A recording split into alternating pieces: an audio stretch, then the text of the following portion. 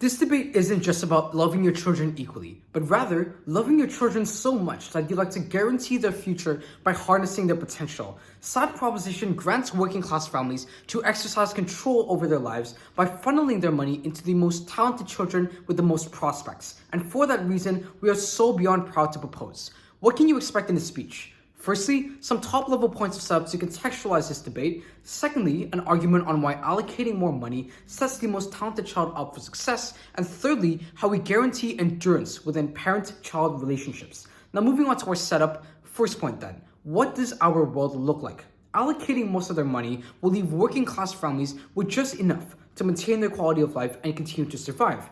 This can look like the most talented child getting extra classes funded or eating more nutritious food so they don't get sick and miss school. But note that other children within the family can still get attention on both sides because their basic needs are fulfilled and they can still get government subsidies or programs in status quo to keep them alive. So side opposition must prove that having more equal attention better guarantees their livelihood and success within the family.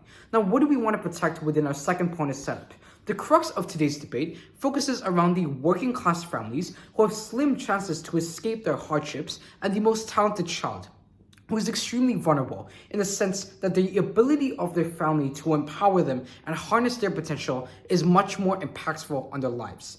We think that without allowing this child's talent to flourish and harness their potential, then they'd be forced to work with their parents or continue the family business, which has very low opportunities for success. Meaning that even with the potential to be greater, it is not protected, and it is this potential that we champion for. Third and final point of setup is what we need to prove to win this debate. Side proposition presents two paths to victory, namely, firstly, our side allows low-income families to escape their current lifestyle, and secondly, our side creates families with better mental well-being.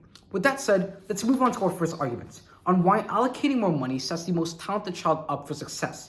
To start this, let's contextualize how allocating most of this money is also going to look like. It includes behavioral changes particularly, because even if working class families can't provide huge sums, they're going to increase their efforts for the most talented child, like cutting back on smoking to save their money to send their child to a private school, or constantly look for scholarships to incentivize them to move out of the country for university. We think this improves this child's future prospects for three reasons. Number one, the child is constantly flooded with information and opportunities to pursue higher education, meaning that it naturally exposes them to more choices and a better environment. This looks like how even if you're working class and would only have access to public schools, your parents would constantly feed you and fund you with an education to bring you to a competitive public school, nor would they mind paying for transportation or tutors to help you excel. And all of this grants the benefit of more opportunities because by proxy, these children get better friends, better teachers, better competition, better schools, better mentors. Secondly, in comparison, if we have parents who use their money to improve the family's current lifestyles and try to be more equitable, then on their side of the house, you get a world where children are going to be largely ignored simply because the parents are going to just keep working day and night and not pay any attention to their children through money. And the alternative influence you get on their side is so much worse because within the community around you who is also working class, it's likely that you get people who resort to crime or illegal activities to heighten their lifestyle, meaning that you'd be surrounded by friends who try to get you into drug dealing or alcoholism, meaning that as a most talented child, your talent is squandered. Third and final reason, these children get self-motivation, which is extremely needed because of their young age, because the additional money creates a clearer goal in life for you to be much more successful, seeing that your motivation now hinges on your family's success and your capability to fulfill that. Why is this more impactful on our side of the house then? Firstly, increased money for their children forces parents to focus on them rather than constantly stressing out over finances. And this is more beneficial because on the children's side, they feel more loved by their parents as the attention is on them. But in comparison then, on the parents' side, if they ignore their children every day and get stressed over making more money, the children don't have a reason to continue their studies and continue to place effort in their lives.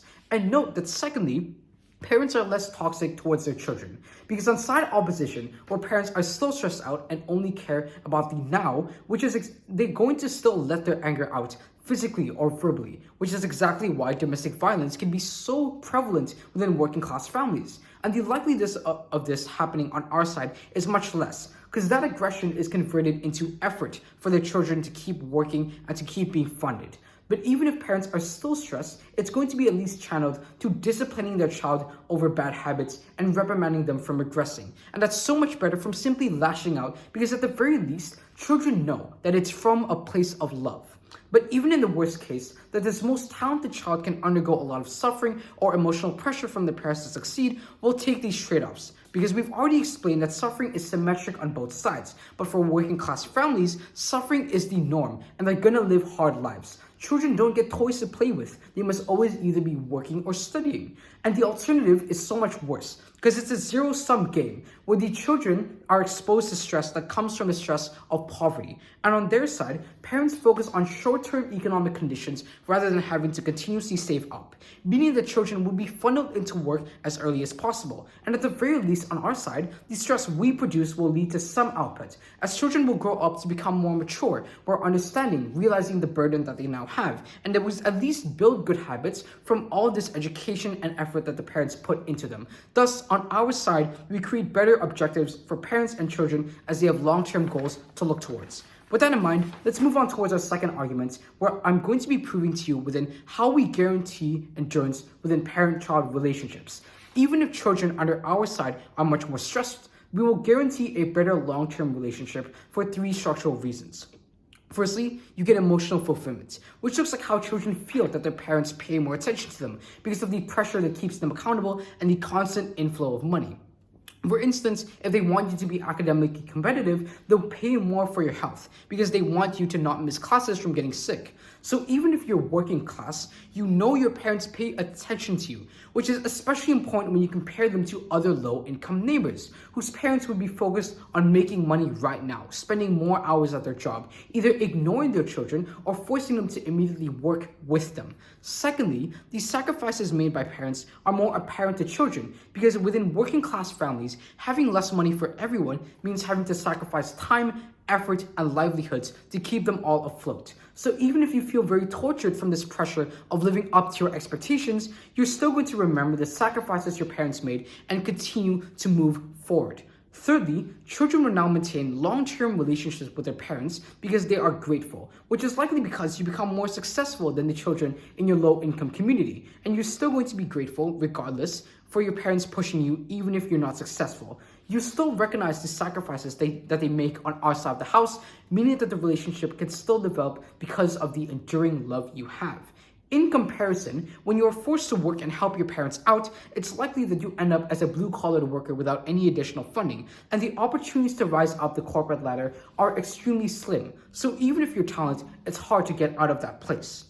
Even if you would not have the financial means to help your parents anyways, you'd still have that gratefulness. But even if on side opposition then, even if you were successful, you still feel a lot of resentment for your parents not caring about you or not focusing on your potential to succeed. So we fulfilled our burden to prove that the most talented child should be prioritized, and regardless of that outcome, we get more emotionally fulfilled families in the long run. And for all those reasons, we urge you to propose. Thank you very much.